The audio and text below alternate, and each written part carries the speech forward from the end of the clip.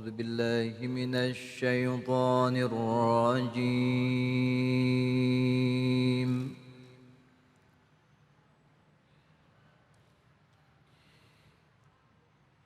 بسم الله الرحمن الرحيم.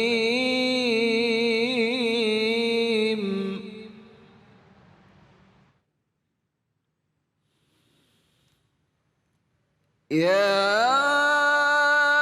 أيها الذين آمنوا لا تأكلوا الربا أضعافا مضاعفة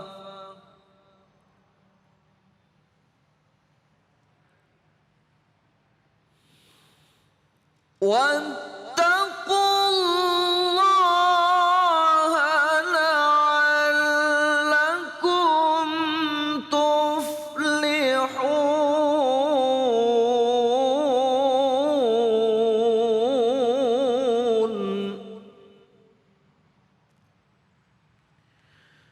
واتقوا الله لعلكم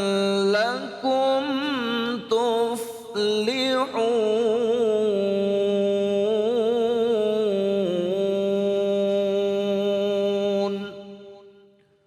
صدق الله العظيم.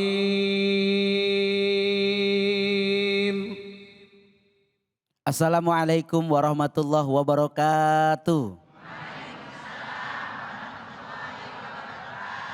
Alhamdulillah wassalatu wassalamu ala rasulillah Sayyidina wa maulana Muhammad ibn Abdillah. La haula wa la quwata illa billah, amma ba'du. Maha benar Allah dengan segala firman-Nya.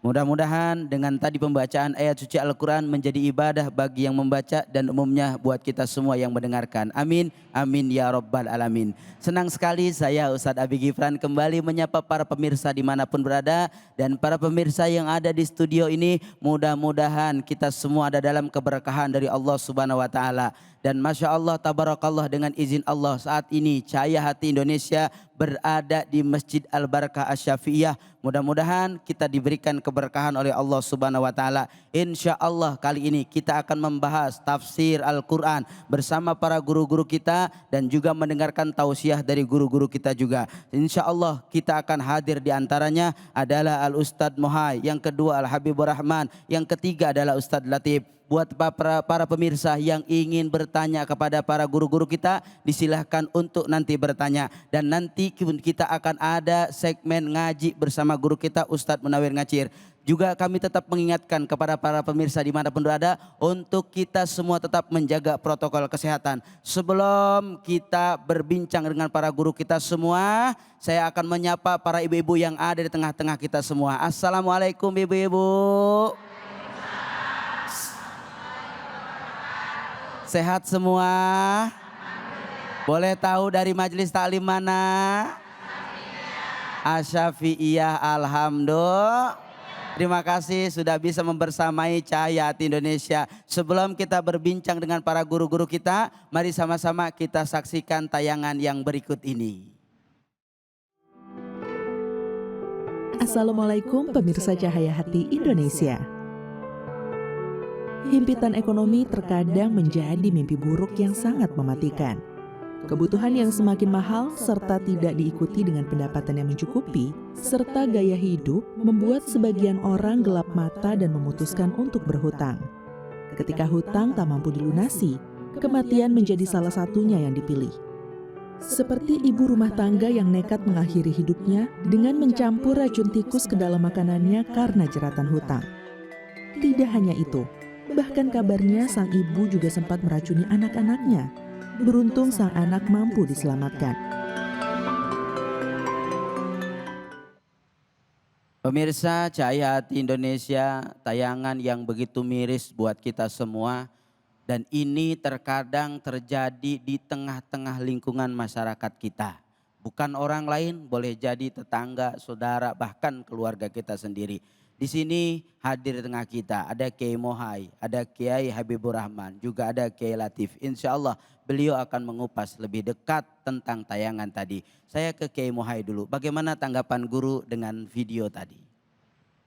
Bismillahirrahmanirrahim. Assalamualaikum warahmatullahi wabarakatuh. Waalaikumsalam warahmatullahi wabarakatuh. Alhamdulillah, wassalatu wassalamu ala rasulillah, amma ba'du. Bahwa hidup ini adalah ujian dengan segala perjuangannya. Bahkan ketika tidak dibekali dengan iman, ilmu, serta amal, pasti terasa berat kehidupan. Karena memang dasarnya hidup itu ada ujian. Dan ini sangat mengerikan. Kadal fakru ayyakuna kufron. Terkadang memang kefakiran membuat kita berbuat kufur. Gitu. Apa kufur iman, kufur nikmat. Minimalnya kufur nikmat dan itu sangat membahayakan. Maka seperti hal yang tadi kita saksikan luar biasa ya. Mungkin banyak terjadi hanya tidak terekspos. Masya Allah, terima kasih Kiai Mohai. Melanjut kepada Kiai Habibur Rahman. Guru melihat dari tayangan tadi di sini ada seorang ibu yang dia akhirnya putus asa karena hutang. Nah, hutang ini seperti apa dalam pandangan Islam, Guru? Assalamualaikum warahmatullahi wabarakatuh. Salam. Bismillah, alhamdulillah, wassalatu wassalamu ala rasulillah, amma ba'd. Islam adalah ajaran yang sangat lengkap sekali. Ajaran yang penuh rahmah. Ajaran yang semuanya untuk kebaikan umat manusia. Di dalam Islam kita boleh berhutang. Tetapi juga ada aturan-aturannya. Rasulullah sendiri mewanti-wanti agar kita tidak mudah berhutang. Bahkan Rasulullah itu salah satu doanya itu minta agar dilindungi dari hutang. Berarti jangan hutang kalau benar-benar tidak terpepet.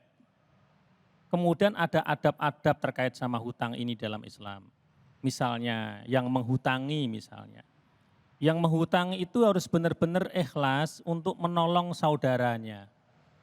Jangan kemudian saudara kita yang sudah dalam keadaan susah, dalam kondisi sempit rizki, pengen bangkit, kemudian ditambah lagi dengan penderitaan misalnya. Ada riba dalam hutang itu. Misalnya kalau hutang, saudara kita hutang 500.000 misalnya. Nanti membayarnya boleh 3 bulan lagi tapi ditambah ya. Tambah 50.000 kalau 3 bulan. Kalau jadi 6 bulan tambah lagi. Tambahannya 100.000 jadi 600. Ini namanya riba. Dan ini yang diperangi oleh Islam. Yang diperangi oleh Allah dan Rasulnya. Tidak boleh, kadang-kadang kan di sekitar kita ada tuh lintah darat, macam-macam lah namanya sekarang ini. Betul Guru, betul. Ya, betul. kemudian sekarang yang mungkin online juga bermacam-macam ini, itu tidak boleh, itu namanya riba. Jadi kalau kemudian orang yang sudah terpepet juga mengiyakan, itu sama juga dia. Betul. Ya kan? Jadi bukan hanya sekedar yang minta riba, yang menggunakan juga sama sudah apa itu dia menderita, nanti kemudian dia juga nggak barokah juga. Maka hati-hati jangan sampai apa itu bermuamalah dengan riba. Ya kalau mau berhutang, hutang pada saudara sendiri yang terdekat. Saudaranya juga harus punya kebesaran jiwa. Oh ini saudaraku sedang kesusahan. Kok ya aku dititipi harta oleh Allah, aku bisa menolong. Diberitahu, dicatat yang benar. Ada saksi kalau perlu. Nanti kalau pas jatuh tempo, yang berhutang tadi itu ya tahu diri. Datang. Iya. Bahkan kalau belum ada ya tetap datang. Iya, Belum ada jangan kemudian dalam bahasa Jawa, jangan dablek dalam bahasa Jawa. Enggak tahu malu, apalagi sudah ada uangnya enggak dibayar juga. Itu namanya zalim. Iya. Ya, matlul ghaniyyi dulmun. Menunda-nundanya orang yang hutang dan dia udah punya untuk membayar hutang, enggak dibayar-bayar juga, itu kezaliman. Tetapi juga harus kita memahami juga, misalnya saudara kita hutang pada kita, saat itu datang, udah dia beranikan untuk datang, ternyata memang belum ada rizkinya. Ya kita beri tempo lagi. Itu bentuk rahmat. Bentuk rahmat. Dan itu pahalanya besar di sisi Allah Subhanahu wa ta'ala. Para sahabat Nabi bahkan mengatakan begini, ada yang sahabat Nabi mengatakan begini, aku lebih suka ya hartaku dihutang oleh saudaraku dibandingkan sedekah. Kenapa? Karena dia sampai hutang berarti dia sangat memerlukan sekali. Baik, baik. Dan selama harta kita ini dipinjam saudara kita, selama itu juga dihitung sebagai sedekah. Jadi tiap hari sedekah terus. Masya Allah. Inilah indahnya ajaran Islam. Allahu a'lam bishawab. Terima kasih guru, luar biasa. Ke Ustadz Latif, guru lebih dalam lagi bagaimana agama memandang riba itu sendiri. Ya, riba ini sebagaimana Pak Kiai Habibur Rahman katakan bahwa ini diperangi oleh Allah. Di dalam surah Al-Baqarah ayat 278, 279, kalau nggak salah ayatnya seperti itu, A'udzubillahi minasyaitonirrajim. Ya ayyuhalladzina amanu taqullaha wa dharu ma baqiya minar riba in kuntum mu'minin. Wahai orang-orang yang beriman, bertakwalah kepada Allah, tinggalkan yang tersisa dari riba kalau kamu beriman kepada Allah. Kira-kira kita yakin gak kepada Allah? Kita beriman gak kepada Allah? Kalau betul-betul beriman kepada Allah, tinggalin tuh riba. Fa illam taf'alu fa'dzanu biharbim minallah. Kalau masih melakukan riba juga, umumkan perang dari Allah. Kalau perang lawan Allah kira-kira menang apa pasti kalah? Pasti kalah, ya Allah. Maka kalau udah riba, gali lubang, tutup lubang, gali lubang, tutup lubang. Hadirin dan hadirat yang dimuliakan oleh Allah Subhanahu wa ta'ala, kadang-kadang yang bikin utang itu bukan kebutuhan tapi style, lifestyle. Kebutuhannya sih nggak seberapa, keinginannya yang lebih tinggi dari kebutuhan. Maka ada istilah BPJS, budget pas-pasan jiwa sosialita. Nah ini nih yang begini nih. Budgetnya nggak seberapa, uangnya nggak seberapa, income-nya nggak seberapa. Gayanya biar dibilang orang kaya, biar dibilang orang makmur. Akhirnya utang sini, utang situ, gali lubang, tutup lubang. Apalagi kalau sudah terjerat riba, ya Allah. Hadirin dan hadirat yang dimuliakan oleh Allah. Abu Yazid Al-Bustami, suatu saat beliau sholat nggak khusyuk. Seorang sufi ya, Abu Yazid Al-Bustami. Ketika sholat nggak khusyuk, dia nanya, sholat di sini nggak khusyuk, masjid ini nggak khusyuk, musola nggak khusyuk, kamar nggak khusyuk, kenapa ya? Ditanya, Mak, kok akhir-akhir ini saya sholat nggak khusyuk ya Mak? Kenapa ya Mak? Wah Mak juga nggak tahu. Mak coba cek Mak, jangan-jangan ada harta riba waktu Mak nyusuin saya? Riba kayaknya enggak deh. Barangkali mencuri, apalagi mencuri, ngerampok, boro-boro begitu kan. Kok akhir-akhir ini sih saya sholat nggak khusyuk, jangan-jangan ada makanan haram masuk ke perut saya. Dulu. Pas dipikir-pikir, oh jangan-jangan dulu waktu 20 tahun yang lalu, itu emak naik lantai 2, pas lantai kedua lagi mau jemur, tiba-tiba tetangga kita itu lagi jemur keju. Nih roman-romannya kayaknya kejunya enak nih.